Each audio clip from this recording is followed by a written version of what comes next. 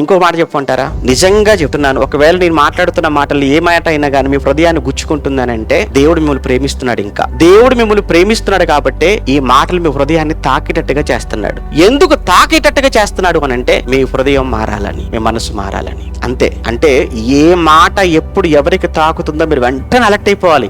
ఈ మాట నాకు తాకింది అని అంటే దేవుడు నన్ను ప్రేమించి నన్ను హెచ్చరించాడు, ప్రేమించి గద్దించాడు. తండ్రి ప్రేమించే కుమారుణ్ణి ఏం చేస్తాడని బైబిల్లో ఉంది? గద్దిస్తాడు, శిక్షిస్తాడు. తండ్రి తను ఎవరినైతే ప్రేమిస్తాడో వారినే గద్దిస్తాడు. పరలోకపు తండ్రి నిన్నంటే చాలా ఇష్టం, నువ్వంటే నిన్ను బాగా ప్రేమిస్తున్నాడు.